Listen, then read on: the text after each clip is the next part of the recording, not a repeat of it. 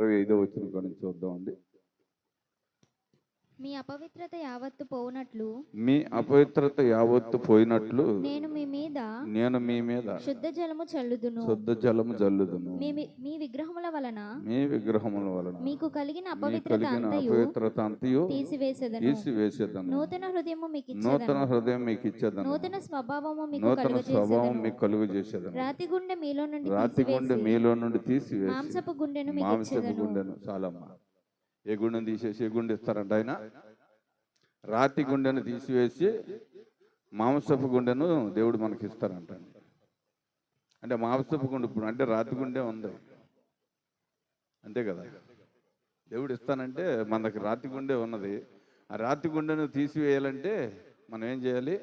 వాక్యానికి విధేయత చూపించాలి, వాక్యానికి లోబడాలి, వాక్యానుసారంగా జీవించటకు ప్రయత్నం చేయాలి. దేవుని చిత్తము ప్రతి విషయంలో మనకి తోడుగా ఉండాలని దేవుడు ఆశపడుతుంటాడు. కానీ మనం వాక్యానికి అనుకూలంగా వెళ్ళలేము అండి. వాక్యానికి అనుకూలంగా వెళ్ళలేము. మనకు అనుకూలంగా వాక్యం రావాలి కానీ వాక్యానికి అనుకూలంగా మనం వెళ్ళలేము. అవునా కాదా? కొన్నిసార్లు కొన్ని పనులు ఉంటే ఈ పూటకు నువ్వు ఎట్టగొట్ట పక్కనుండు, రేపు పొద్దున్న చూసుకుందాం అంటాం.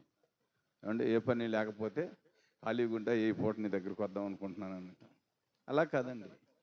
ప్రతి సమయమందు సమయమందు కూడా దేవునికి మనం నమ్మకస్తులుగా జీవించటకు ప్రయత్నం చేయాలి. దేవుని ఉద్దేశాలు నెరవేర్చాలంటే మనం ప్రాముఖ్యమైన వారం కాదు, ఆయనే ప్రాముఖ్యమైన వ్యక్తి. ఆయన ఉద్దేశాలు నెరవేర్చటకు మనం ప్రయత్నం చేసినప్పుడు మనలో ఉన్న కఠినమైన స్వభావాన్ని తీసేస్తాడు దేవుడు. కఠిన స్వభావాన్ని తీసేసి అంటే మంచి స్వభావాన్ని కలగజేస్తాడు. మంచి స్వభావం కలగజేయబడాలంటే మొదట దేవునికి మనము సంపూర్ణముగా లోబడాలి. అంటే సంపూర్ణముగా లోబడి ఆయన చిత్తాన్ని కొనసాగించినప్పుడు దేవుని ఉద్దేశాలు మన గృహంలో నెరవేరుతాయి, మన జీవితంలో నెరవేరుతాయి, మన బిడ్డల్లో నెరవేరుతాయి. వాటి నుంచి అనేకులకు మనము అంటే వాటిని వ్యాపింప చేయగలుగుతాం. వాటిని ఇతరులకు వ్యాపింప చేయటకు మొదట మనం సంపాదించాలి. అర్థమవుతుందా ప్రియులారా? మొన్న మధ్య ప్రవీణ్ పగడాల ఇక్కడ చిన్న మెసేజ్ ఒకటి యూట్యూబ్లో వదిలేరు. ఆయన ఒకటి మాట ఏమన్నాడంటే, వాక్యం బోధించేవారు ఎక్కువ మంది ఉన్నారు, వాక్యానికి లోబడేవారు తక్కువ మంది ఉన్నారని చెప్పాడు. వాక్యం బోధించేవారు అనేకులు ఉన్నారంట, కానీ వాక్యానికి లోబడేవారు అనేకులు లేరని చెప్పినప్పుడు ఆ రోజు అది నేను తర్వాత మేకా గ్రంథం చదువుతూ మొదలుపెట్టా. ఖచ్చితంగా దీంట్లో కూడా అదే ఉంది అండి. వాక్యోపదేశం బోధించటకే ప్రజలు అండి ప్రవక్తలు సేవకులు విధేయత చూపిస్తున్నారు, కానీ వాక్యానికి లోబడి దాని ప్రకారంగా జీవించేవారు అతి తక్కువగా ఉండాలని చెబుతుంది వాక్యం. ఏమండి, మనిషి దేవుని ఉద్దేశాలను కలిగి జీవించుతున్నప్పుడు మనిషి చనిపోయినా తన మాటలు ఎప్పుడు బ్రతికే ఉంటాయి. అవునా? యేసుప్రభు చనిపోయారు, లేదు పౌలు గారు చనిపోయారు, ఆయన మాటలు బ్రతికే ఉన్నాయా భూమి మీద? దావీదు చనిపోయారు, దావీదు మాటలు బ్రతికే ఉన్నాయా అండి? మేక చిన్న ప్రవక్తే, ఆమోసు చిన్న ప్రవక్తే. ఏమండి, వారు చనిపోయారు, కానీ వారు జీవితాలు మన ముందు చక్కగా లెక్కించబడినవి. చిన్న చిన్న ప్రవక్తలే. ఆఖరికి ఓబద్య కూడా చిన్న ప్రవక్తే అండి. వర్షయ చిన్న ప్రవక్తే, నహోము చిన్న ప్రవక్తే. ప్రవక్తలందరూ చిన్నవారే, ఒక్కొక్క 2-3 వచనాలతోనే సరిపెట్టినా వారి జీవగ్రంథంలో బ్రతికున్నారు. ఎందుకని? వారి జీవితం వారు ప్రవచించిన వరకు దేవుడు అండి నమ్మకంగా చూపించి వారి మాటలను అండి వారి క్రియలను దేవుడు చక్కగా జీవగ్రంథంలో రాయించటకు ఇష్టపడ్డాడు. అవునండి. యెషయా యేసు ప్రభువుని గురించి ఎప్పుడు బోధించాడు, ఎప్పుడు ప్రకటించాడు? యెషయా యేసు ప్రభువుని గురించి ఎప్పుడు ప్రకటించాడు? ఎన్ని వందల సంవత్సరాల ముందు. మన బైబిల్ ఎన్ని పుస్తకాలు అమ్మా? 66. యెషయా ఎన్ని గ్రంథాలు, ఎన్ని అధ్యాయాలు? అవునా? యెషయా గ్రంథం 66 అధ్యాయాలు, మన బైబిల్ 66 పుస్తకాలు. అయితే ఏంటంటే 53 వచనం కాడ నుంచి సంపూర్తిగా ప్రభువుకి జరిగాయి. ఏమంటే 9వ అధ్యాయం కాడ అయితేనేమో ఆయన పుట్టుకను గురించి చెప్పాడు. ఇంకా 53 కాడ నుంచి అయితే ఆయన జరిగేవి, ఆయన భరించే బాధలు అన్నిటినీ ముందుగానే అప్పటికి 700 సంవత్సరాలు ముందుగా, ఏమంటే యేసు ప్రభు ఇంకా భూమి మీదకు రావటానికి 700 సంవత్సరాల ముందుగానే, ఏమంటే ప్రవక్త ద్వారా కొన్ని ఆయన ప్రవచించాడు అందాం. తర్వాత అది నెరవేరకుండా ఆగలేదుగా. కొన్ని ఏదో తొందరగా ఒక 700 సంవత్సరాలు ముందుగా ప్రవచించేశాడు. ఆ ప్రవచించింది కొన్ని జరగలేదు అంట, కుదరదు. అంటే దేవుడు చెప్పింది ప్రతిదీ నెరవేరాలి. ఇప్పుడు మోషేకి, అబ్రహాముకి, ఏమండి అవ్వ ఆదాములకి, లోతుకి, ఏమండి మన నోవాకి, ఏమండి అబ్రహాం సంతానానికి ఎన్ని వందల సంవత్సరాలు తేడా ఉంది, మధ్యలో వేల సంవత్సరాలు తేడా ఉంది. వందలు కాదు, వేల సంవత్సరాలు తేడా ఉంది. మరి ఆ కాండాలు ఎవరు రాశారు? ఏమంటే ఆది కాండం నుంచి ఎవరు? మోసేనేనా? మరి అన్ని సంవత్సరాలు, అన్ని వేల సంవత్సరాల గ్యాపులు ఇవన్నీ ఎలాగ తెలిసినాయి మోషేకి? అంటే మోషే తెలివి గల వ్యక్తి? మోషే తెలివి గల వ్యక్తి కాదు, కానీ తన తల్లిదండ్రులు దీనులు, దేవుని మాటకు లోబడ్డారు. తర్వాత తన అక్క, అన్న, తాను, అంటే ఆ ఫ్యామిలీలో ఉన్న 5గురు కూడా దేవునికి విధేయత చూపించారు కనుక దేవుడు వారిని, ఏమంటే విధేయత చూపించారు కనుక విజ్ఞానంతో దేవుడు ఆయన వాడుకున్నాడు. ఏమంటే మొదట తల్లిదండ్రుల దీవెన బిడ్డలకి ఆశీర్వాదాన్ని ఇచ్చింది. తల్లిదండ్రులు ఎలా ఉంటే బిడ్డలు అలాగే వస్తారు. అంటే తల్లిదండ్రులు ఎలా ఉంటే అలాగే వస్తారు. కారణం ఏంటంటే వారి మాటలో వారి విధానం వీళ్ళు నేర్చుకుంటారు. అంటే ఇప్పుడు మేము వదరబోతు మాటలు మాట్లాడామనుకోండి, మా బిడ్డల్లో కూడా వదరబోతు ఆత్మ పనిచేసిద్ది. మనం ధ్యానంగా తగ్గించుకుని మాట్లాడామనుకోండి, అది కూడా మన బిడ్డల్లో, అంటే మనం గొప్పగా ఘనంగా మాట్లాడామనుకోండి, ఆ గొప్పతనమే బిడ్డల్లోకి, ఏమండి ఆ గొప్పతనమే బిడ్డల్లోకి వ్యాపింపజేసిద్ది. కారణం ఏంటండి? ఆత్మ. అంటే దాన్ని ఏమంటారు ఇంగ్లీష్లో? స్పిరిట్ అంటారు అనుకుంటా. అంటే ఆత్మే మనుషులని పరిపాలన చేసిద్ది. అంటే పరిపాలన చేసిద్ది.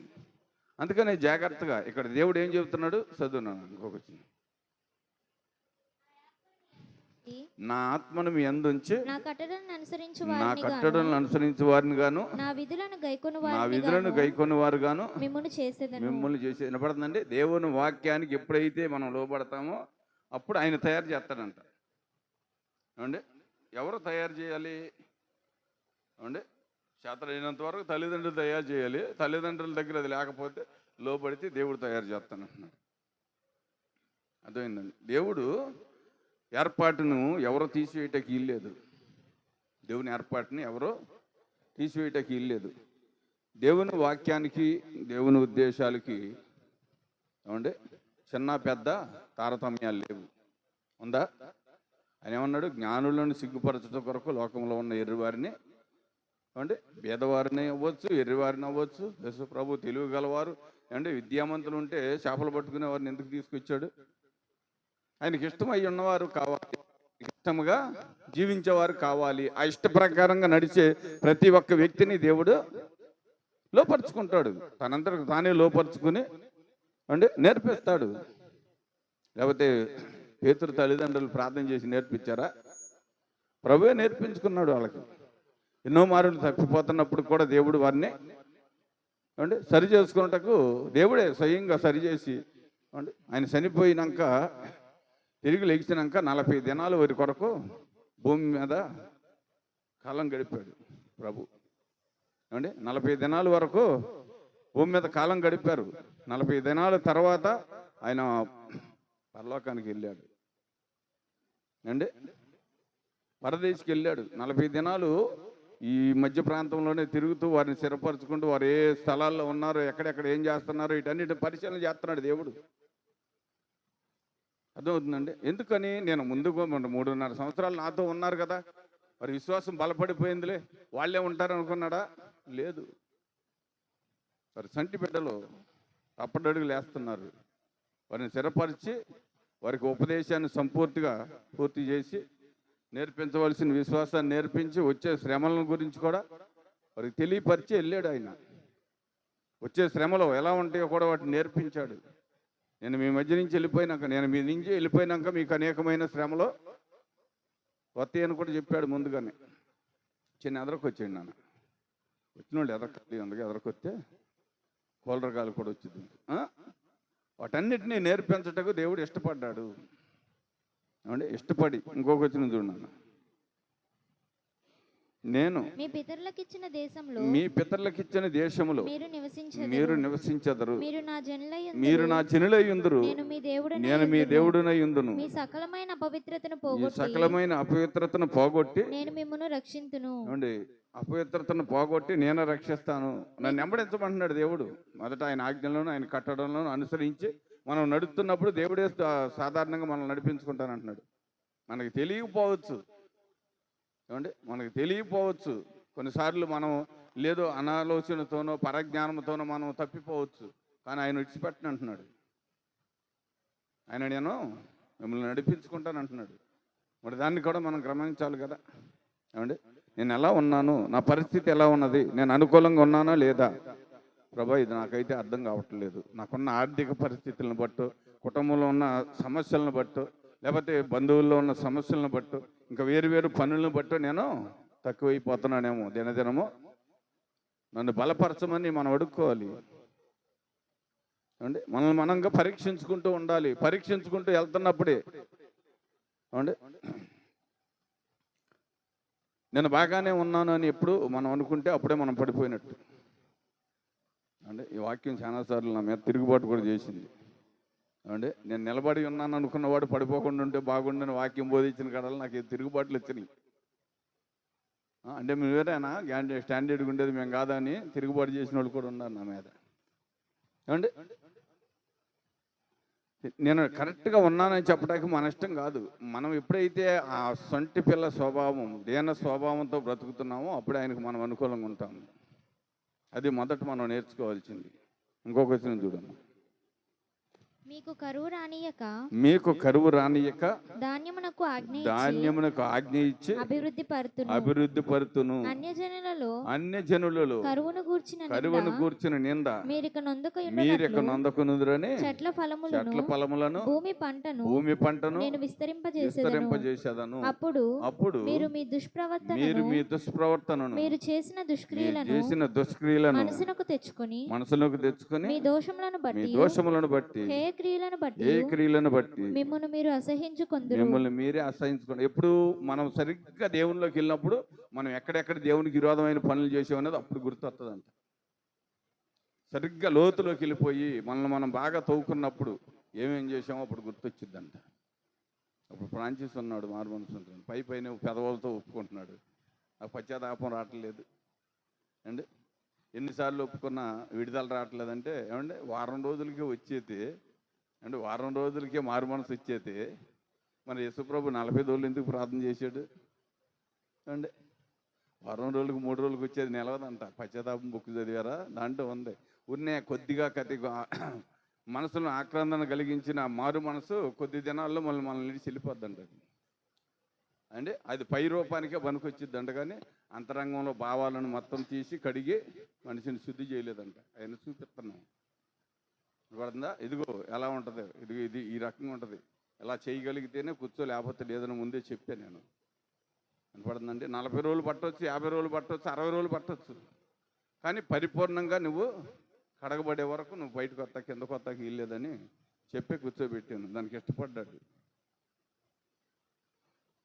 వినపడుతుందండి, ఇష్టపడ్డాడు. అంతేగాని ఏదో అదరాబెద్దని 4 రోజులు చేసి ఎత్తామండి. ఉడకబెడకని అన్నం తింటే ఎట్టుండదు అంటే బియ్యంగా ఉంది, కొద్దిగా ఉడికినట్టుగా ఉంది, అది తింటాం ఏమవుద్ది? అయితే కడుపులు నొప్పి, లేకపోతే 20 అవుద్ది, అజత్త చేసిద్ది.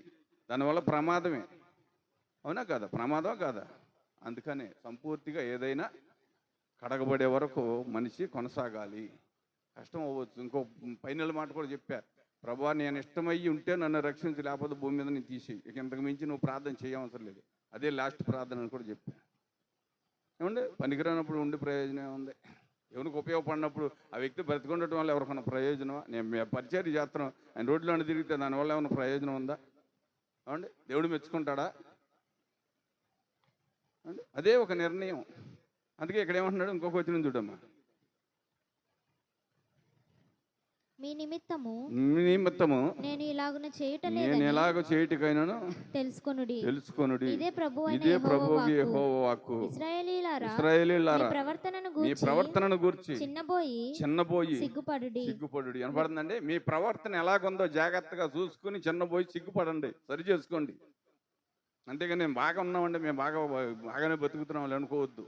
అసలు ప్రవర్తన ఎలా ఉంది, మీ విధానం ఎలా ఉంది, మీ జీవిత విధానం పట్ల దేవుడికి ఏమి ఉద్దేశం కలిగి ఉంది, అది దేవునికి ఇష్టమైందా కాదా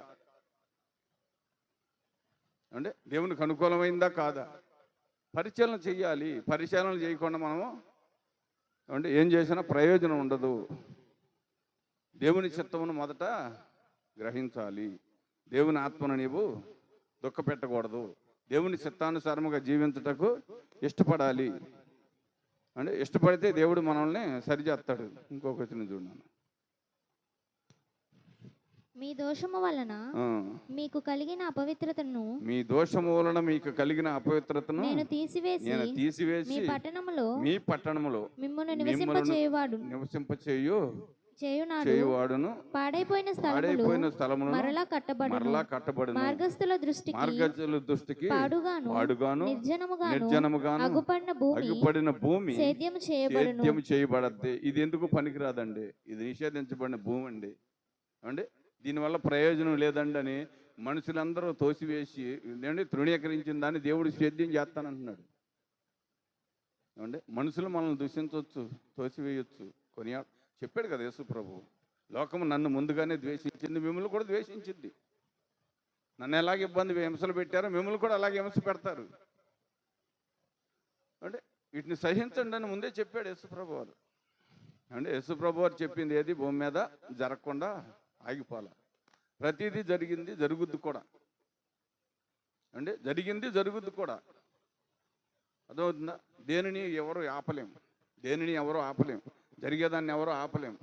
అంటే దేవుని నమ్ముకున్న వారు కష్టాలు వస్తాయి. కష్టాలు రావడానికి కారణం ఎవరు? దేవుడా. అంటే వాని క్రియలను బట్టే వారికి ప్రతిఫలం ఇస్తానని చెప్పాడు దేవుడు. మన క్రియలను బట్టే మనం శ్రమ పడాలి, మన క్రియలను బట్టే మనం సంతోషపడాలి, మన క్రియలను బట్టే మనం మహిమ పొందాలి. మన క్రియలే మన అన్నిటికీ కారణం. అదోందండి. ప్రతిదాన్ని మనంగా పరీక్షించుకుని తెలుసుకున్నట్టుకు ప్రయత్నించాలి. ప్రతి మనిషి తప్పు చేస్తాడు. ప్రతి మనిషి భూమి మీద నివసించే ప్రతి మనిషి తప్పు చేస్తాడు. ఆ తప్పును గ్రహించి సరిదిద్దుకునేవాడే మనిషి. అంటే ఆ తప్పును అలాగే వదిలేస్తే అది మూర్ఖత్వం. ఏ స్వభావం అది? మూర్ఖపు స్వభావం. ఆ స్వభావం మనిషిని అంత తేలిగ్గా విడిచిపెట్టదు. అర్థమవుతుందండి? ఎప్పుడు నేను కరెక్ట్గా ఉన్నానని ఎవరో చెప్పలేము, నేను కూడా చెప్పలేను. అంటే నేను కూడా చెప్పలేను, ఎందుకంటే ఒక్కోసారి కోపం వచ్చినప్పుడు ఆవేశంలో తొందరపడి మాట్లాడతాను. వినపడుతుందా? దేవసాయం గారు బుక్ చదివారు మీరు? అంటే పనికిమాలనోడా, నీ వల్ల అసలు ఎంత దేవుని పని ఎంత ఆగిపోయింది తెలుసు. ఇప్పుడు దాకా ఏం చేస్తున్నాడు అని తిట్టాడంట. ప్రార్థన అయిపోయాక సహోదరుడా బాధపడ్డావా, క్షమించానుడంట. అంటే మందిరంలోకి వచ్చినప్పుడు డయాస్ మీద ఉండే తిట్టేసాడంట. తర్వాత ప్రార్థన అయిపోయాక క్షమించమని క్షమాపణ చెప్పాడు చిన్నపిల్లడికైనా.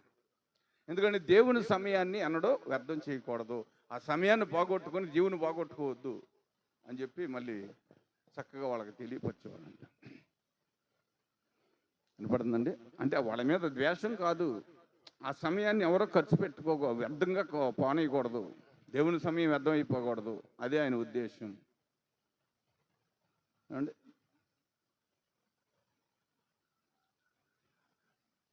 ఆ ప్రాంగణం చుట్టుపక్కల ప్రాంతాల్లో ఎక్కడ ఏం చేయాలన్నా దేవసాయం గారికి చెన్నై నుంచి లెటర్ వచ్చేది. ఎప్పుడు ఏం చేయాలనేది నువ్వు తిరిగి మళ్ళీ మాకు లెటర్ రాయమని చెప్పి. ఏమండి ఇక్కడ మీటింగుల డేట్లు కూడా ఆయన బతికున్నంతకాలం ఆయన నిర్ణయించటం. నెల రోజులు ఆయన ఒక్కడే ప్రార్థన చేశాడు. రోజుకు 4 గంటలే ఖాళీగా ఉండోడంట, మిగతా 20 గంటలు ప్రార్థన చేస్తూనే ఉండోడంట. ఏదో ఒకటి పడుతుందండి. చాలా జాగ్రత్తగా ఆలోచించాలండి. పరిచర్య మంచిదే కాదంటలేదు, కానీ దానికి తగినంత ప్రార్థన లేకపోతే మన పరిచర్యను మనమే అంటే ఆహారం లేని కూర లేని ఆహారం ఎంత తినగలుగుతామండి? లేదు ఆహారం లేకుండా కూర ఎంత తినగలుగుతాం? రెండు సమకూర్చాలి. ఇంకొక వచ్చిన చూడండి,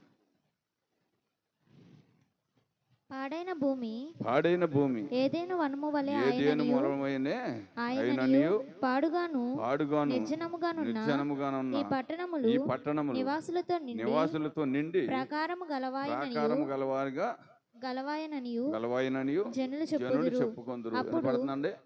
అబ్బా, ఇదంతా పాడుగా అయిపోయింది, ఇక్కడ ఏమి ఉండవు అనుకున్నాము. ఏమండి, యేసు ప్రభు పుట్టక ముందు ఆ పట్టణం చిన్నది అండి. ఏదో బెత్లెహేం చిన్న పట్టణం, దాని చుట్టూ రాజనగరాలు ఉన్నాయి. ఏమండి, బబులోను చుట్టుపక్కల ప్రాంతాలన్నీ రాజనగరాలు, అది చిన్న పట్టణం. కానీ ప్రభువు దాంట్లోకి వచ్చినాక ఆ పట్టణం ఉన్నతమైనదిని, ఏమండి, పరిపూర్ణమైనదిని, పెద్ద పట్టణంగా మార్చబడింది. ఎందుకని? రాజు జన్మించాడు, రాజు అక్కడ ఉన్నాడు కనుక అన్నీ సమకూర్చబడినాయి. ఏమండి, అలాగే రాజు మన గృహంలో ఉంటే కూడా మనకు అన్నీ సమకూర్చబడతాయి. దేవుడు అన్నిటినీ సిద్ధం చేసి ఇస్తుంటాడు. అంటే దేవుని సిద్ధపాటు కొరకు నేను ప్రయాసపడాలి. దేవుని సిద్ధపాటు కొరకు నేను ప్రయాసపడాలి. ఆ ప్రయాస ఎన్నడూ అర్థం కాకుండా జాగ్రత్తగా చూసుకోవాలి. అప్పుడు దేవుని ఉద్దేశాలు మన జీవితంలో, మన కుటుంబాల్లో, మన బిడ్డల జీవితాల్లో కూడా నెరవేర్చగలుగుతాం. అదండి, అవి నెరవేర్చాలంటే మనం ప్రయాసపడాలి ముందు. ఏమండి, ఇప్పుడు మనం రాత్రింబవళ్ళు కష్టపడేది ఎవరి కొరకు? చూసన్నా, మనం రాత్రింబవళ్ళు కష్టపడేది ఎవరి కొరకు? అబద్ధం ఆడకుండా చెప్పండి. మనం ఎవరి కొరకు కష్టపడుతున్నాం? ఏమండి, మన తర్వాత మన బిడ్డల పోషణ కొరకు. అవునా కాదు? మన బిడ్డల పోషణ కొరకు మనం ఎంత శ్రమ పడుతున్నామో అలాగే వారి ఆత్మీయ జీవితం కొరకు కూడా అంత ప్రయాసపడాలి. ఏమండి, ఈ లోకంలో నువ్వు సంపాదించింది, నేను సంపాదించింది డబ్బు ఉందనుకోండి, ఒక ఉదాహరణ చెబుతున్నాను, అది ఇంట్లో పెట్టుకుని ఏదన్నా ఆదమరుపుగా ఉన్నాం, దొంగలు ఎత్తుకెళ్ళిపోతారు. ఏమండి దాసు గారు, అంతేనా? దొంగలు ఎత్తుకెళ్ళిపోతారు, దానివల్ల చింతపడతాం. అదే ఆత్మీయ జీవితాన్ని, ఏమండి, ఆత్మీయ దానాన్ని సంపాదించామనుకోండి, అది ఎవరైనా ఎత్తుకెళ్తారా? అండి, అది ఎవరైనా తీయగలరా? ఎవరికైనా అది చిక్కుద్దా? లేదు. మొదట దీన్ని సంపాదించితే తర్వాత దాన్ని ఎలా సంపాదించాలని దేవుడు చూపిస్తాడు మనకి. మొదట మన బిడ్డలకు మంచి మార్గదర్శకత్వాన్ని చూపించడానికి ప్రయత్నం చేయాలి. అప్పుడు వారి నుంచి, ఏమంటే, అనేకులకి అది వారి బిడ్డలకు కూడా ఉపయోగపడుద్ది. మనం వేసే పునాది మన బిడ్డలకు కూడా ఉపయోగపడుద్ది. మొన్న జైపాల్ గారు చిన్న అబ్బాయి చెబుతున్నాడు అంటే, మెట్ల రైస్కల్ దగ్గర చిన్న మీటింగ్ యవనస్తులు కూడికి పెట్టి, ఈ స్కూల్ చూశారా 4-3 సార్లు అన్నాడు. మెట్ల హై స్కూలు, ఇక్కడి నుంచి ఒక వజ్రం వెళ్ళింది తెలుసా మీకు? ఆ వజ్రం ఎవరో తెలుసా మీకు అని 4-3 సార్లు అడిగారు. ఆయనే ఎన్ డానియేల్ గారు. అంటే ఆ డానియేల్ గారి దగ్గరే మా తాత విశ్వాసాన్ని నేర్చుకున్నాడు. ఆ జాషువా డానియేల్ గారితో సన్నిహితంగా జీవించాడు. ఆ జాషువా డానియేల్ గారి దగ్గరే మా నాన్నగారు 12 సంవత్సరాలు తర్పీదయ్యాడు. 12 సంవత్సరాలు తర్పీదైనాక మాకు సంఘాన్ని ఏర్పాటు చేశారు. అదే మా పునాది. ఆ పునాది నుంచే మేము వచ్చాము. అక్కడ మొలిచిన మొక్కే ఇది మాది అని చెబుతున్నాడు. అంటే ఆయనకు కూడా పెద్ద అవస్థ ఉంది కదా, మరి ఆయన గురించి ఎందుకు చెప్పడం? ఏమండి, వాళ్ళది కూడా చిన్న అవస్థ అయింది కదా, మరి ఆయన గురించి ఎందుకు చెబుతున్నాడు? అండి, వాళ్ళ తాత అక్కడ మొలిచాడు, వాళ్ళ నాన్నక్క అక్కడ చిగురించాడు. అది మొలకలతోనూ ఫలాలుగా వచ్చినాక బయటకు వచ్చి వాడు ఫలించడం మొదలుపెట్టారు. అర్థమవుతుందండి? జైపాల్ గారు చిన్న అబ్బాయి చెబుతున్నాడు. ఇంకా కాకినాడలో అనేకమైన మంచి వాళ్ళు వెళ్ళారు. కానీ ఈయన వెళ్ళింది వేరు, వాళ్ళు వెళ్ళింది వేరు. ఈయన జీవితం వేరు, వారి జీవితం. క్రైస్తవ జీవితాల్లో కొంతమంది వేరుగా ఉంటాయని చెప్పి ఆయన ప్రకటించారు. చిన్నవాడే అండి, సంపూర్తిగా తెలియకపోవచ్చు. కానీ అండి, దానిలయ్య గారి కోసం సాధు సుందర్ సింగ్ గారు ఇచ్చారు. అంటే దానిలయ్య గారు చిన్నవాడిగా ఉన్నప్పుడే సాధు సుందర్ సింగ్ గారు ఆయన కోసం ఇచ్చాడు. అంటే దేవుడు ఆయనలో ఎంత విశ్వాసం లేకపోతే అంత పెద్ద సేవకుడిని అక్కడ తీసుకొచ్చాడు అని చెప్పి మాట్లాడారు. అంటే మనం జాగ్రత్తగా నేర్చుకున్నట్టుకు ఇష్టపడాలి. చదువునాను, ఇంకొక వచనం ఉంది. అప్పుడు యెహోవానైన నేను పాడైపోయిన స్థలములను కట్టువాడననియు పాడైపోయిన స్థలములలో చెట్లను నాటువాడననియు మీ చుట్టూ శేషించిన అన్యజనులు తెలుసుకొందురు. యెహోవానైన నేను మాట ఇచ్చి ఉన్నాను, నేను దాన్ని నెరవేరుతును. ప్రభువగు దేవుడు మాట ఇచ్చాడంటే దాన్ని వదిలిపెట్టడు. అంటే చదువమ్మ. ప్రభు ప్రభువుకు యెహోవా సెలవిచ్చినది ఏమనగా, ఇశ్రాయేలీయులకు నేను ఇలాగు చేయు నేను ఎలాగ చేయు విషయములలో వారిని నా యుద్ధ విచారణ నా చేయనిత్తును. వద్ద విచారణ చేయనిద్దును. గొర్రెలు విస్తరించినట్లుగా నేను వారిని విస్తరింపచేసేదను. అంటే గొర్రెలు ఎట్లాగ విస్తరింతాయో అట్లాగే వారిని విస్తరింపజేస్తాడంట. మొదట మనం లోబడాలి, తర్వాత ఇక అవన్నీ జరుపుకుంటుంది. అంటే మొదట మనం లోబడి మన జీవితాన్ని దేవుని కొరకు సమర్పించి సంపూర్తిగా మనం ఏమండి విశ్వాసంలో నడుస్తున్నప్పుడు కొన్ని అవరోధనలు వస్తాయండి. ఏమండి అవరోధనలు వస్తాయి, శ్రమలు వస్తాయి, ఇరుకులు వస్తాయి, ఇబ్బందులు వస్తాయి. వీటన్నిటిని పడి మనిషి కుంగిపోకూడదు, నేర్చుకుంటూ ప్రయత్నించాలి. ఇది నాకు తగింది, మనిషికి రాకపోతే మానులకు వస్తాయండి శ్రమలు, బాధలు, కష్టాలు. ఏమండి చెట్లుకి అటుకొత్తి చెబుతాయి మనకి అండి. ఇప్పుడు ఇది ఉంది, శతబాళపు చెట్టు ఉంది. అబ్బో నన్ను కోతులు పాడు చేసి అతని నాకు తలనొప్పిగా ఉంది, కొద్ది నూనె రాయండి అని అడుగుద్ది. ఏమండి అడుగుద్దా? చెప్పండి మీరు. అది చెట్టు, అది భరించవలసింది భరించాలి. అది ఎంత బరువునైనా ఎంత భారాన్నైనా అది భరించాలి. నువ్వు ఒక క్రైస్తవ జీవితంలో ఉన్నావు ఏమండి. క్రైస్తవ జీవితంలో ఎక్కువ శాతం ఏమండి కలతలు తక్కువగా రావాలి, ఎక్కువ శాతం దేవుని తలంపులతో మనం ఉంటాం కనుక చిన్న చిన్న సమస్యలు వేరేగా వస్తుంటాయి. వాటిని ప్రార్థన చేసి జయించాలి. కానీ మనం ఇంకా విట్టిగా వాటిని మన బంధువులకో లేకపోతే మన స్నేహితులకో మన చుట్టాలకో లేకపోతే మన ఇరుగు పొరుగు కూడా చెప్పుకుంటే తీరే కాదండి. అవి తీర్చేది ఆయన అన్నాడు. ప్రయాసపడి భారం మోస్తున్న సమస్త జనులారా నా యొద్దకు రండి, విశ్రాంతిని నేను కలగజేస్తాను. మొదట నా యొద్దకు వచ్చి మీకు కావాల్సిన నాకు చెప్పుకోండి, నేను చేసి పెడతాను అంటున్నాడు దేవుడు. ఏమో చేస్తానన్నాడా, తీరుస్తానన్నాడా? మరి ఎక్కడికి వెళ్తున్నావా అండి? అక్కడికి వెళ్తున్నావా? రత్నం చెప్పేయండి, ఎక్కడికి వెళ్తున్నావు? అమ్మోళ్ళ దగ్గరికో నాన్నోళ్ళ దగ్గరికి వెళ్తాం, లేకపోతే అక్కోళ్ళు లేకపోతే చెల్లోళ్ళు ఎవరో ఒకళ్ళు ఉంటారు, అలాగే చెబుతాం ముందు. అబ్బా మా పరిస్థితులు అసలు బాగా లేవండి అంటే ఎంతగానో చికాకు అయిపోయినాయి, ఏంటో సమాధానం లేదు, ఏం చేసినా మాకు ఏం కలిసి రావట్లేదు. ఏం కలిసి వస్తుంది ఏమండి? నీకు ధన సమృద్ధినిచ్చే దేవుడికి లోపడకుండా నువ్వు వాళ్ళకి చెబుతా వాళ్ళు ఎవరు ఇస్తారు నీకు అండి? వాళ్ళు ఇస్తారా? ఇస్తారు, మంచి సలహా ఇస్తారు. లేదంటే ఓ 10,000 20,000 ఇస్తారు, మరి తర్వాత కట్టాలిగా. కట్టేయాలా వద్దా? ఇక్కడేమన్నాడు? భూఫలమును వృక్షఫలములను అండి మన చేతి పనులను కూడా దీవిస్తాడు ఆయన. ఈ కష్టాలన్నీ పోవాలంటే దేవునికి మనం లోబడాలి ఏమండి. ఎవరు సహాయం చేసినా కృతజ్ఞత చెల్లించాల్సిందే. దేవుడు సహాయం చేస్తే మనం చెల్లించవసరంలా తిరిగి ఏమండి. దేవుడికి మనం చెల్లించవసరంలా. ఆయనకు కావాల్సిందల్లా మనలో మన హృదయం కావాలి. మన హృదయంలో ఉన్న పరిశుద్ధత ఆయనకు అవసరం అంటే మన హృదయం పరిశుద్ధంగా ఉండటం ఆయనకు అవసరం. దాని నుంచి జీవధారలు వస్తాయి బయటికి అంటే దాని కొరకు మనం ప్రయాసపడాలి అంటే దాని కొరకు ప్రయాసపడాలి. రోమాయులకు రాసిన పత్రిక 7వ అధ్యాయం 24వ వచనం కూడా చూడమ్మా.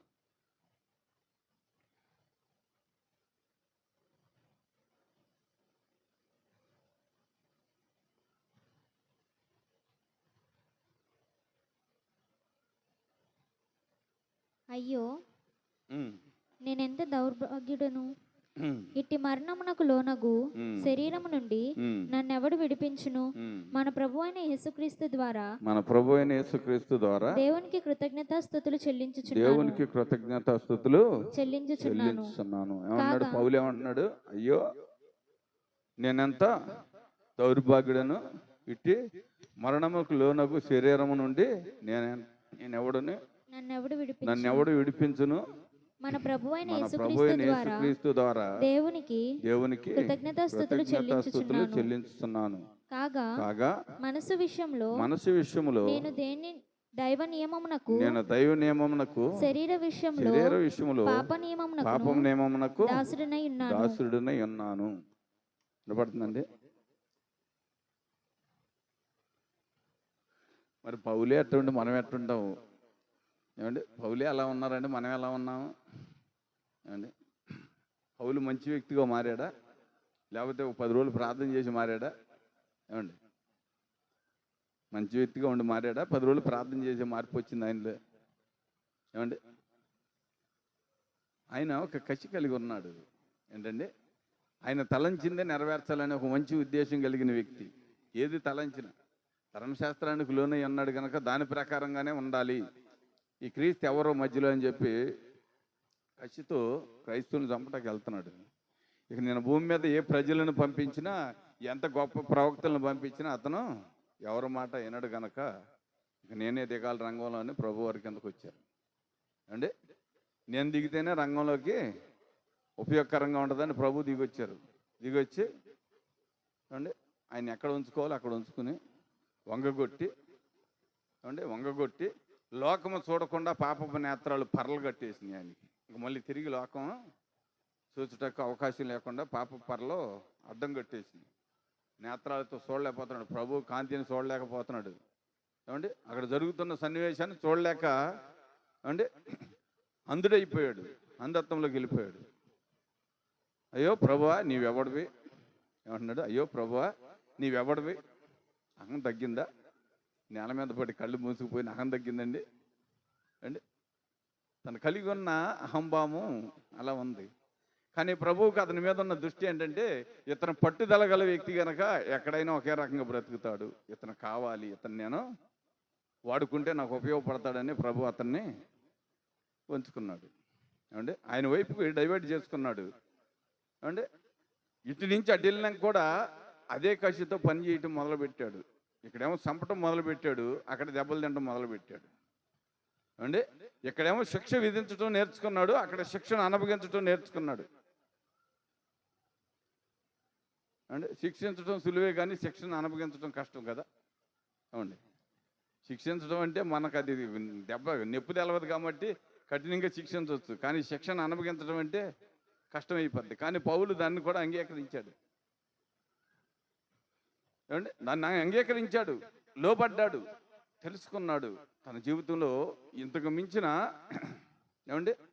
మించిన పరిపూర్ణత నాకు ఎక్కడ దొరకదు, ఇంత మంచి మార్గం నాకు ఎక్కడ దొరకదు, ఈయన గొప్ప ఉన్నతమైన దేవుడు కనుక ఈయనతోనే నేను అంటే ఉన్నంతకాలం ఈయనతోనే కలిసి జీవించాలి, ఇదే మంచి మార్గం, ఇక్కడే అన్నీ కలిగి ఉన్నాయి. ఇప్పుడు వరకు నేను ధర్మశాస్త్రాన్ని అనుసరించి ఇదే నిజం అనుకుని జీవించాను, కానీ అది కరెక్ట్ కాదని పౌలు ఎప్పుడైతే అర్థం చేసుకున్నాడో తన తానుగా ఇరిగిపోయి అంటే అరేబియాకి వెళ్ళి 3 సంవత్సరాలు ఒంటరిగా కూర్చొని విశ్వాసాన్ని నేర్చుకున్నాడు. జీవితంలో రాబోయే ఒడిదుడుకుల గురించి, కష్టాలను గురించి, శ్రమలను గురించి, శోధనల గురించి, అవమానాలు, నిందలు, శిక్షలు భరించట కొరకు ఎలాగ ఉండాలి, సిద్ధపాటు ఎలా ఉండాలి అని దేవునితో సంభాషణ చేసి అంటే ఎన్ని నేర్చుకున్నాడు. దేవుడు ఆయనకు అన్ని తెలియపరిచాడు. అంటే ఒంటరిగా కూర్చున్నాడు కాబట్టి నేర్చుకోగలిగాడు. ప్రజల్లో మనుషుల్లో తిరిగితే వచ్చిద్దా నేర్పడతాను ఏమండి, వచ్చిద్దా అంటే నలుగురితో 4 మాట్లాడుతున్నప్పుడు మన ఆత్మ అటు ఇటు చంచలం అయిపోతుంటుంది కాబట్టి దేవుని ఆత్మ మనలో క్రియాపూర్వకంగా పనిచేయదు. అందుకనే ఒంటరిగా ఎవరికి కనపడిన స్థలానికి వెళ్ళిపోయాడు. అక్కడ డేరాలు కొట్టుకుంటూ పని చేస్తూ ఏమంటే బతుకుదేరు, ఎవరిని ఆహారం కూడా అడక్కోకుండా బ్రతికేసి విశ్వాసాన్ని నేర్చుకుని అనేకులను మార్చి దమస్కోకు వచ్చాడు. ఆయన ఏ పట్టణంలో జనాన్ని శిక్షించాలనుకున్నాడో అదే పట్టణంలో ప్రజలను రక్షించడం కొరకు ఎవరు చేశారు ఆ పని ఏమంటే దేవుడు సహకారిగా నిలబడ్డాడు. దేవునికి నమ్మకస్తమైన వ్యక్తిగా తనను మార్చుకున్నాడు. నీవు నేను కూడా లోబడటకు ఇష్టపడితే దేవుడు మార్చుకుంటాడు. ఏమంటే ఆయన పని ఆయన చేసుకుంటాడు, మన పని మనం చేసుకుంటామంటే ఆయన మనకేమి నేర్పించలేడు. మోషేకి ఎలా నేర్పించాడు అంటే మోషే రాజగృహంలో పెరుగుతున్నాడు కదా, రాణి కుమారుడిగా. ఇవన్నీ నాకెందుక, నాకు ఏ క్లాస్ అయిన కిరీటం వచ్చిద్ది, నాకు ఉన్నతమైన హోదా ఉందా, నాకు ఎందుకని అన్నాడా మోషే అండి. మోషేకు ముందే చెప్పింది తల్లి, ఏమని చెప్పింది, నాయనా నీవు ఈ ప్రజలను రక్షించడం కొరకే దేవుడు నిన్ను నాకు ఇచ్చాడు, ఇచ్చి నేను 3 నెలలు నిన్ను ఏకాంతంగా ఒంటరిగా దాచాను, రహస్యంగా దాచాను.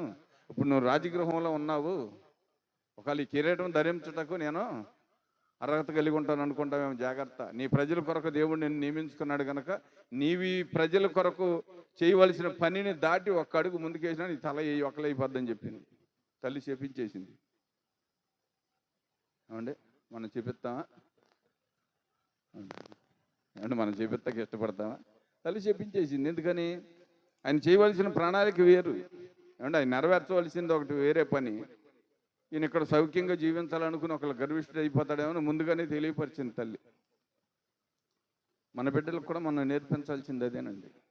మన బిడ్డలకు కూడా ఏమండి వారు చదువుల్లో రాణించవచ్చు, తెలివితేటలుగా ఉండొచ్చు, కానీ ఆయన లేని తెలివితేటలు భూమి మీద అంటే జ్ఞాని అయిన సొలొమోనుని ఎన్ని రకాలుగా పొగిడారు ఆ మందిరం కట్టినప్పుడు, దేవాలయం కట్టినప్పుడు. అంటే ఎన్ని రకాలుగా ఎన్ని దేశాల నుంచి వచ్చారు, అనేక రాజులు వచ్చారు. అబ్బా నీకు దేవుడు నీకు ఎంత జ్ఞానం ఉన్నది, నువ్వు ఎంత జ్ఞానవంతుడు, ఎంత జ్ఞానంగా కట్టావు, ఇంత గొప్ప జ్ఞానం మాకెవరికి లేదు, మా దేశంలో ఎవరు మా రాజులకు కూడా లేదని చెప్పి పొగిడారు. చివరికి వాళ్ళే వచ్చి మళ్ళీ నీ అంత అజ్ఞానం లేదన్నారు. మనుషులు పొగడితే ఎలా ఉంటుంది, దేవుని పని దేవుని ప్రక్రియ వేరుగా ఉంటుంది. అంటే మనుషులు పొగుడుతారు ఏదో కాసేపు, తర్వాత మళ్ళీ వాళ్ళే దూషిస్తారు. అందుకని ఇక్కడ ఇంకొక వచనం చూడమా. మన ప్రభువైన యేసుక్రీస్తు ద్వారా దేవునికి కృతజ్ఞతాస్తుతులు చెల్లించుచున్నాను.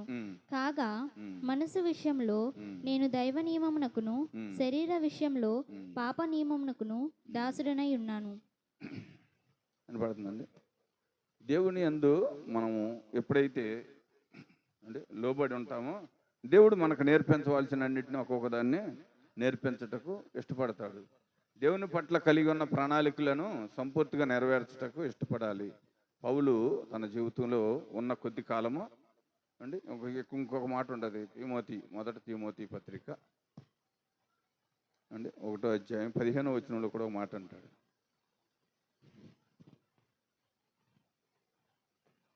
పాపులను రక్షించుటకు క్రీస్తు యేసు లోకమునకు వచ్చునని వాక్యము నమ్మదగినది పూర్ణ అంగీకారమునకు యోగ్యమైనది అన్నది. అట్టివారిలో నేను ప్రధానుడు అయినను నిత్య జీవము నిమిత్తము తనను విశ్వసింపబోవు వారికి నేను మాదిరిగా ఉండులాగున యేసుక్రీస్తు తన పూర్ణమైన దీర్ఘశాంతమును ఆ ప్రధాన పాపినైన నాయందు కనపరిచినట్లు నేను కనికరింపబడితిని. వినపడుతుందండి. అక్కడికి వచ్చినాక కూడా ఏమంటున్నాడు, ఆ ప్రధాన పాపినైన నాయందు. ఏమండి అప్పటికి చాలా వరకు ఆయన పరిపూర్ణుడు అయిపోయాడు. తిమోతి పత్రికకి వచ్చేటప్పటికి ఇక చివరికి వచ్చేసాడు. ఏమండి లాస్ట్ భాగానికి వచ్చేసాడు, వృద్ధాప్రాయంలోకి వచ్చేసాడు. అప్పుడు కూడా నేను ప్రధాన పాపినైనా అని ఒప్పుకుంటానికి ఇష్టపడుతున్నాడు. అంటే మరి మనం పాపినట్టు ఒప్పుకుంటావా ఏమండి? దానిలో ఇక రాశారు చూసావా, నేను పాపినే కానీ ఏమండి కొత్తూరు దాస్ అంత పాపిని కాదు, లేకపోతే కమలాకర్ అంత పాపిని కాదు అంటారండి కొంతమంది.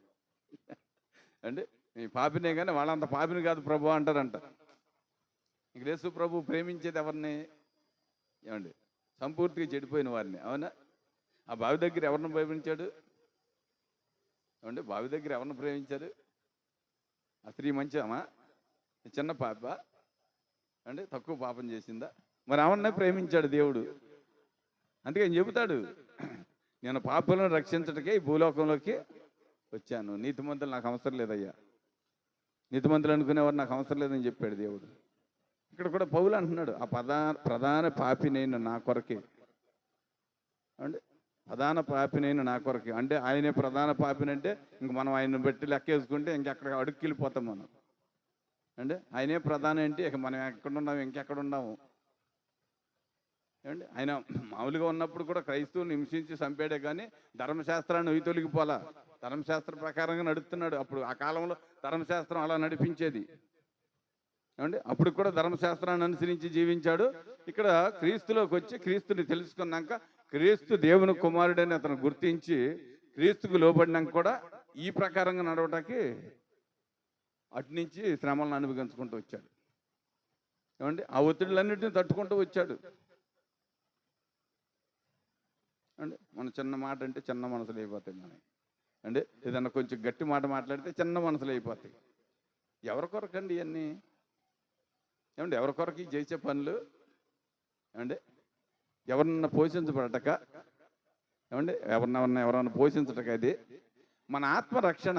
మన కుటుంబాలు జీవించబడాలి, మన కుటుంబాల్లో పరిశుద్ధత కావాలి, మన కుటుంబం పరలోకంలో కూడా అంటే మనకు పరలోకంలో కూడా కుటుంబం ఉండాలి అంటే మనము ప్రభువుకి అంటే వాక్యానికి లోబడాలి.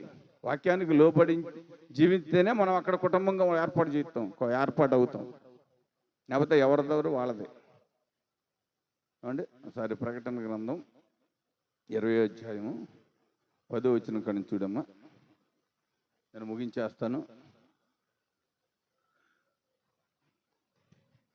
వారిని మోసపరిచిన అపవాది అగ్నిగంధకములు గల గుండములో పడవేయబడి అచ్చట ఆ క్రూర మృగమును అబద్ధ ప్రవక్తయు ఉన్నారు. వారు యుగయుగములు రాత్రింబవళ్ళు బాధింపబడుదురు. అంటే వారు రాత్రింబవళ్ళు బాధించబడుదురు. మరియు ధవలమైన మహాసింహాసనమును దాని యందు ఆసీనుడై ఒకనిని చూచితిని. భూమి ఆకాశములు ఆయన సముఖం నుండి పారిపోయెను. వాటికి నిలువ చోటు కనపడలేదు. కనబడకపోయెను.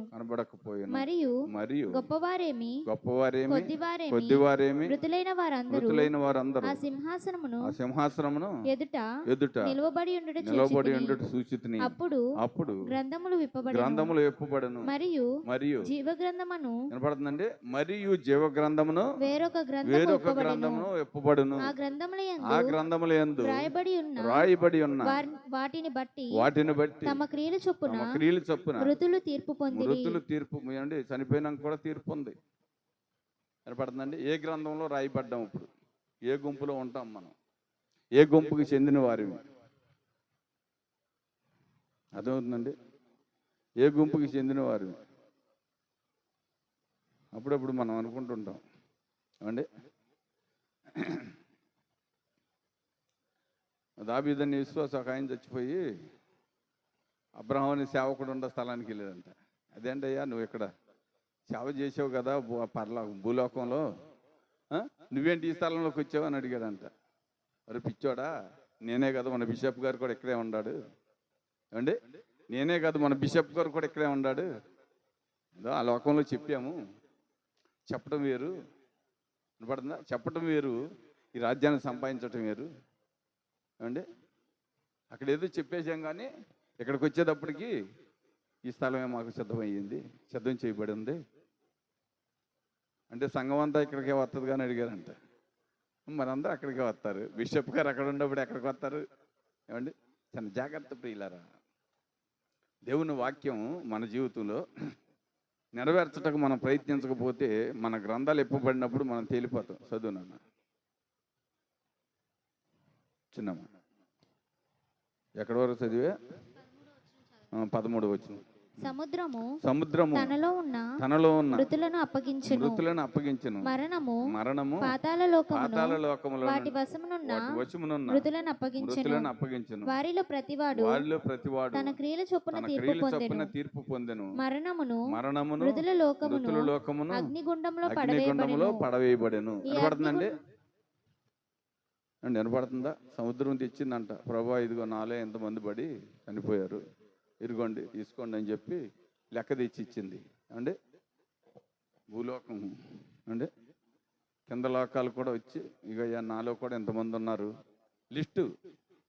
అంటే ఆ దినాన సముద్రమే కాదు, భూమి ఆకాశాలు కూడా వచ్చి లెక్క చెప్పాలి దేవుడికి. ఏమండి, ఎన్ని దాగబడి ఉండి అన్ని నదుల్లో పడిపోయిన వాళ్ళు, సముద్రాల్లో పడిపోయిన వాళ్ళు కూడా ఎక్కడే వచ్చి లెక్క చెప్పాలి.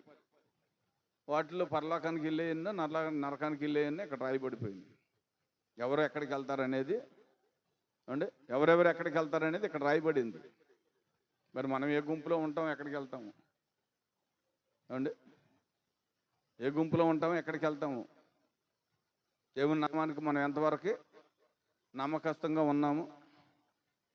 ఏమండి, మన జీవితంలో నమ్మకత్వం ఎంతవరకు నెరవేర్చబడింది? దేవుని చిత్తం ఎంతవరకు మనం చేయగలిగాము?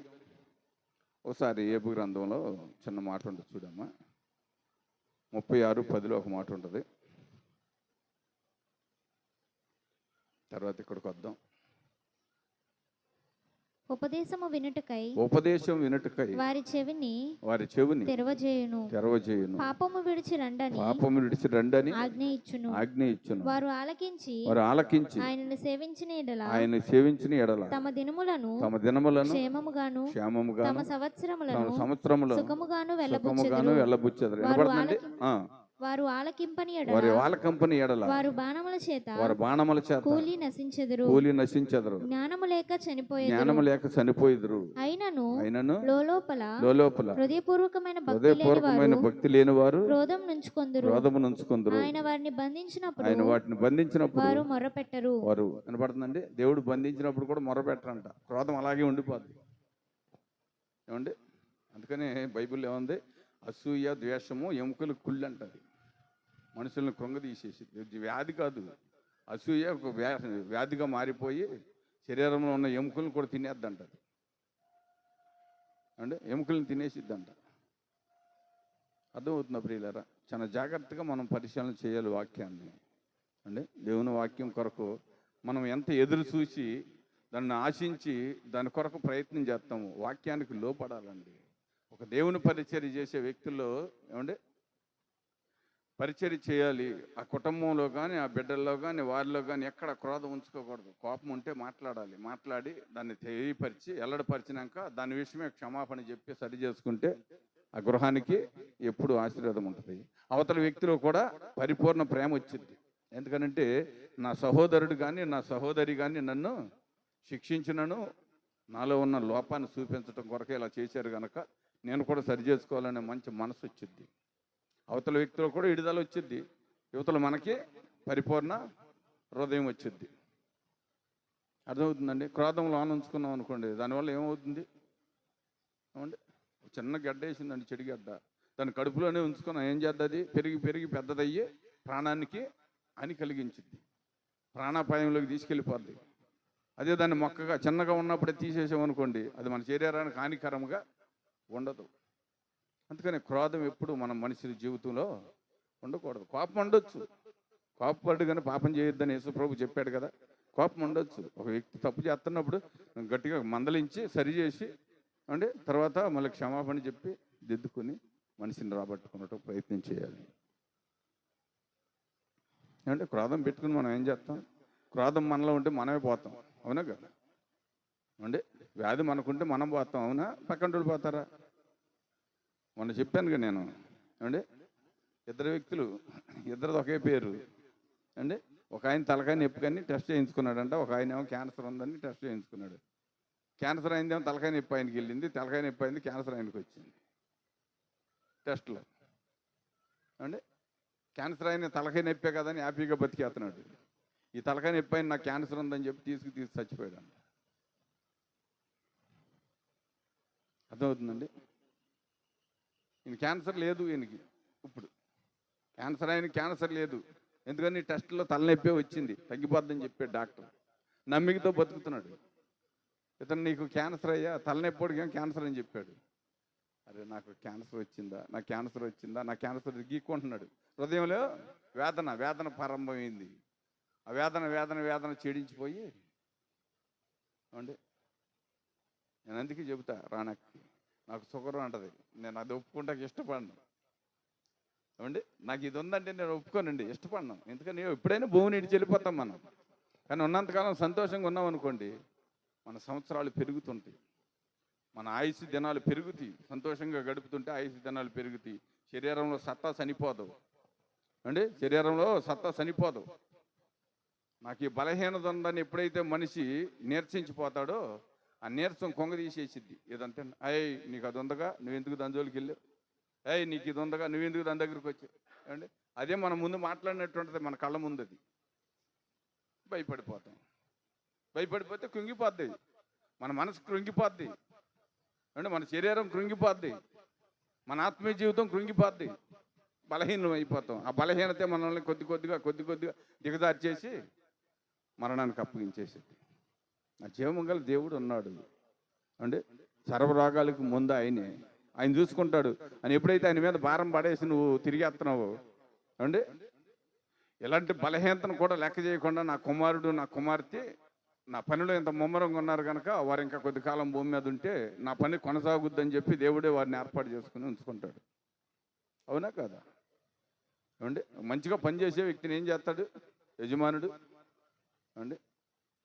నీకు ఓసార్లు చెప్పుకుంటా, అట్లాగే ఆకివీడి దగ్గర ఒక దినాన్న మా నాన్నోళ్ళు కూడా ఎలందూరు ఏదో ఉంది, పనులకి వెళ్ళారంట. పనులకి వెళ్తే ఆ గ్రామస్తుడు ఒక ఆయన కట్టేది కట్టి కట్టలు మోసుకుంటే మోపులు మారుతుంటే తాసుపా మోపులోంచి కరిచిందంట ఒక వ్యక్తిని. కరిచినప్పుడు రైతు చూశాడు, యజమానుడు చూశాడు, చెప్పకుండా సాయంత్రం పిలిచి ఒక 100 రూపాయలు ఇచ్చి, నువ్వు బాగా కష్టం చేసావు, నేను చూశాను, ఫుల్గా తాగేసి అంటే బడికలు తీర్చుకోరా అని 100 ఇచ్చాడంట. నేనేం చేశాడు, మామూలుగా ఉన్నాడు కదా, తాగేశాడు, అయిపోయింది. ఓ 15-20 రోజుల తర్వాత కుప్ప దించుతున్నారంట. దించేటప్పుడు అది కుప్పలో వేడికి ఎండిపోయి బక్క చిక్కిపోయి ఉందంట.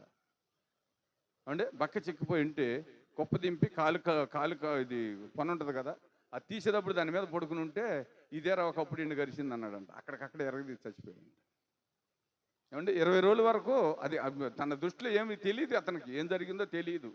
ఎప్పుడైతే ఇదే ఇతను కరిచిందని చెప్పాడో అక్కడికక్కడే ప్రాణం విడిచేసాడంట. అమ్మో, ఈ పాము నన్ను కరిచిందా, చూసావా, ఆందోళన, భయం, అంటే భయానికి గురైపోయాడు. అక్కడికక్కడే ప్రాణం పోయిందంట 20-25 రోజుల తర్వాత. వినపడుతుందండి? భయపడకూడదు. భయం ఎప్పుడు మనకు, క్రైస్తవుడికి ఎప్పుడు భయం ఉండకూడదు. ఏమంటే క్రైస్తవుడు పాపం చేయాలంటే భయపడాలి. ఏమంటే కాని మాట పలకాలంటే భయపడాలి. అసలు క్రైస్తవుడు వాక్యం చదివే ప్రతి ఒక్క వ్యక్తి కాని మాట పలకటానికి భయపడతాడు. ఎందుకంటే వాక్యం ఆ వ్యక్తిని అంటే దినదినము సరిచేస్తూ ఉండదు కనుక తన నోట కాని మాట పలకటానికి ఇష్టపడలేడు. క్రైస్తవ జీవితంలో చెడ్డ మాట పలుకుతున్నాడంటే వాక్యానికి అనుకూలంగా లేడు, వాక్యం అతని జీవితంలో లేదు. పదాలు మారిపోతున్నాయి అంటే వాక్యం ఆ వ్యక్తుల్లో లేదు అని అర్థం. వాక్యం చదివే వ్యక్తికి దేవుడు వింటాడనే భయం ఉంటుంది. ఎందుకని వాక్యం తనతో మాట్లాడుతుంది సూటిగా. అంటే వాక్యం ఆ వ్యక్తితో సూటిగా మాట్లాడుతుంది కనుక కాని మాట పలకాలంటే భయపడతాడు. అర్థమైందా ప్రియులారా? ఇదే మనం అర్థం చేసుకోవాల్సింది. అంటే మనకు ఎన్ని చరిత్రలు తెలిసినా పర్వాలేదు, తెలవకపోయినా పర్వాలేదు, కానీ దీన్ని అనుసరించి నడవకుండా మనం ఎన్ని తెలుసుకున్నా ప్రయోజనం ఉండదు. అంటే ప్రయోజనం ఉండదు. ప్రయోజనం లేని జీవితంలో అంటే ఉపకారం వచ్చిద్దా? అంటే వచ్చిద్దా? ఉపకారం ఉండదు. ఎందుకని దేవుడు దానిలో నుంచి అంటే సత్యమును తొలగించేస్తాడు కనుక దానివల్ల ప్రయోజనం ఉండదు. సత్యమును అవలంబించి జీవించే వారికి, ఇప్పుడు చూడండి అన్న ప్రకటన కిందకు వచ్చి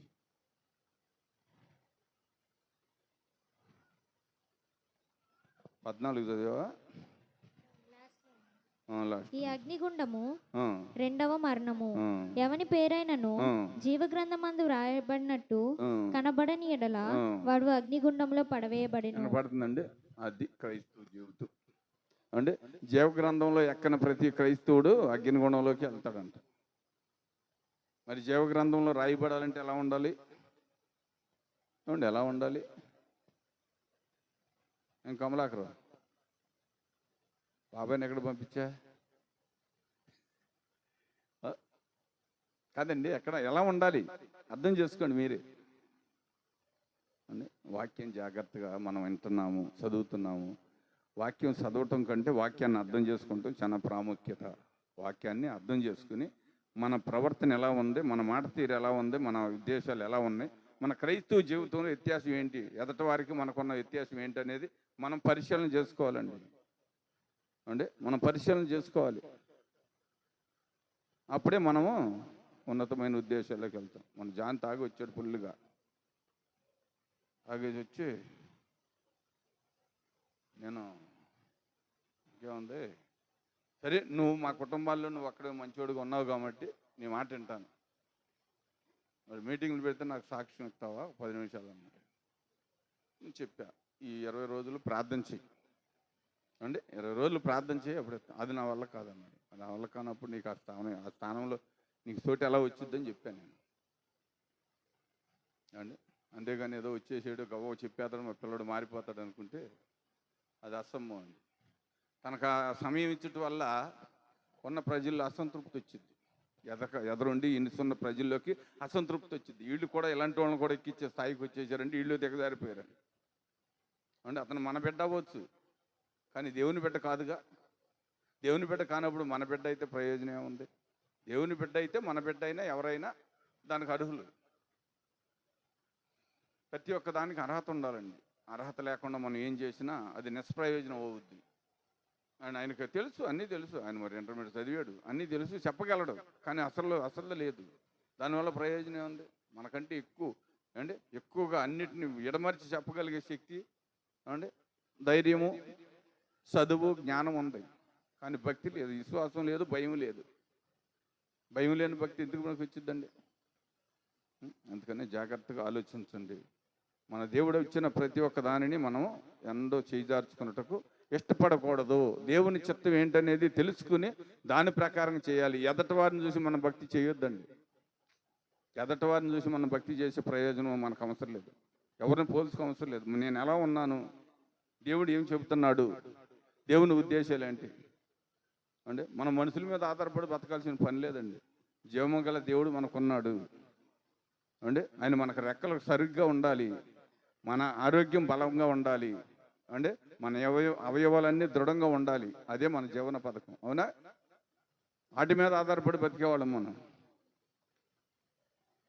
అలాంటప్పుడు మనం ఎలా ఉండాలి అంటే బలము గలవారమై, ధైర్యం గలవారమై, భక్తి విషయంలో అంటే విశ్వాస విషయంలో మంచి పునాది కట్టిన వారిగా ఉంటే అప్పుడు దేవుడు మన పరిస్థితులను చూసి అని చెప్తున్నాడుగా, మనం అన్నిటినీ దీవించి కాపాడుతానను అంటే అన్ని జనుల్లో కరువు నింద మీ మీదకి రాకుండా నేను చూసుకుంటాను అంటున్నాడుగా.